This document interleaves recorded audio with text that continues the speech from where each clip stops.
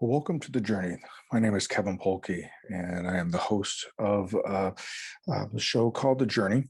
It is stories of transformation and stories of reflection on everyday life.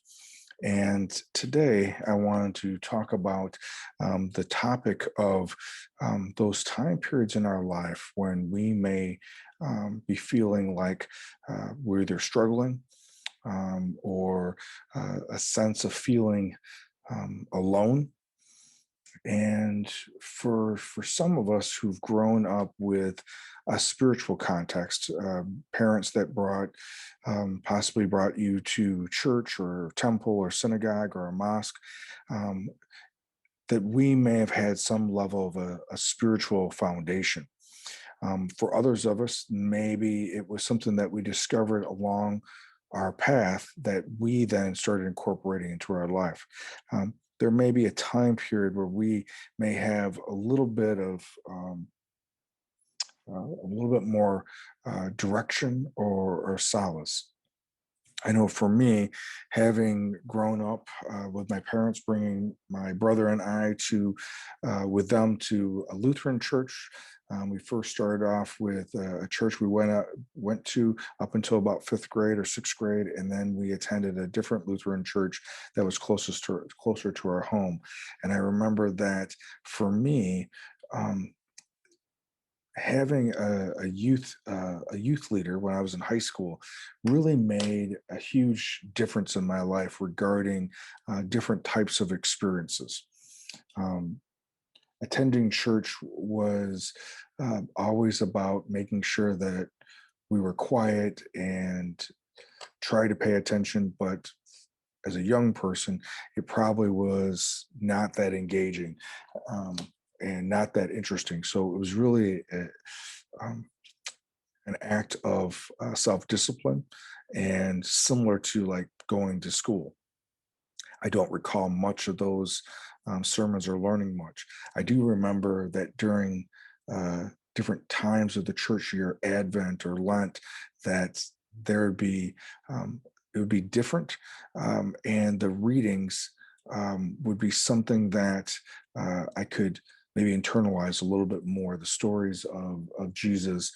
Um, and the things that were leading up to his birth during Advent time and then Lent, probably even a little bit more because I remember going to Lenten services that they would display a film back on the old reel to reel films in the sanctuary, and it would be a story of Jesus' life. So long before Passion of the Christ was this story of Jesus' life story of his ministry with his disciples, and then leading up to um, Holy Week, and then him dying on the cross, and then rising again, as the story is told.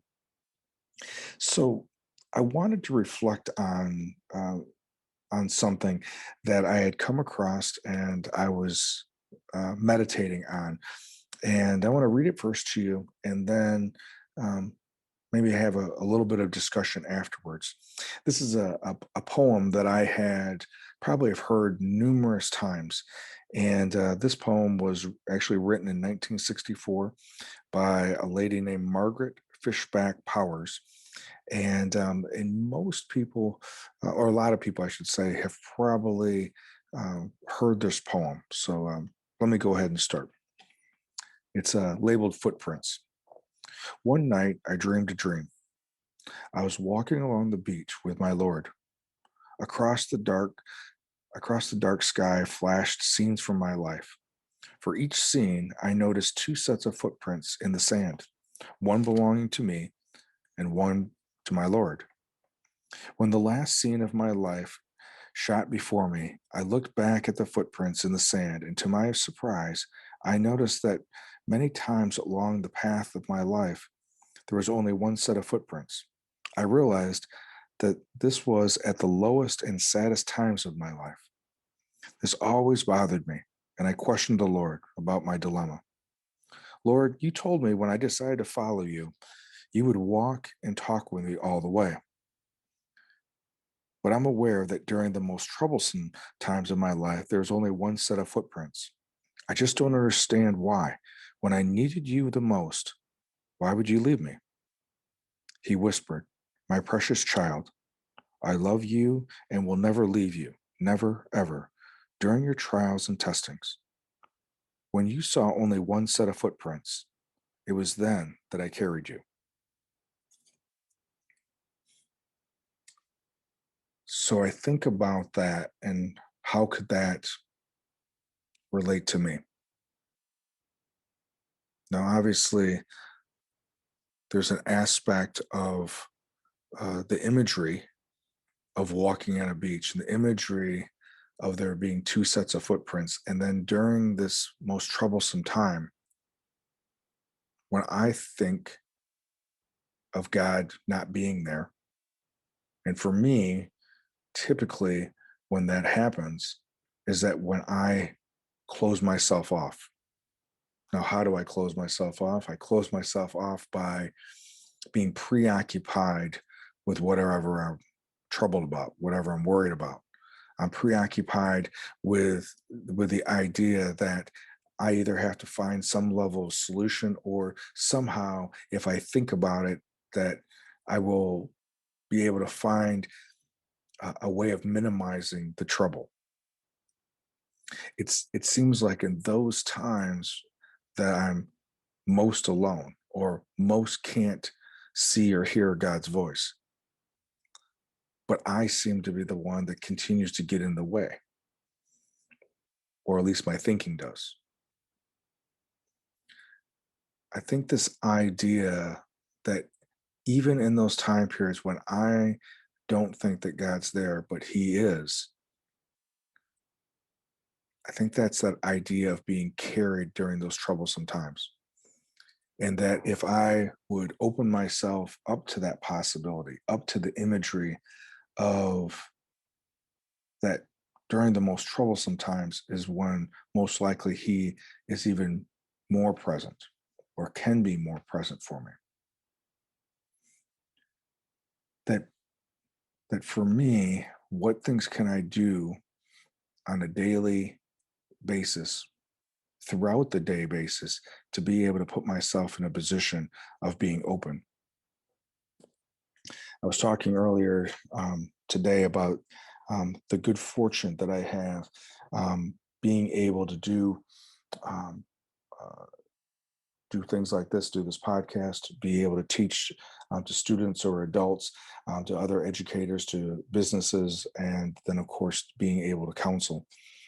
And that being able to recognize that for me, the framework of doing that aspect of work, regardless if it's teaching or if it is counseling or consulting, that it all comes back to the same type of thing of putting myself in a position to be a hollow vessel in which God can work through.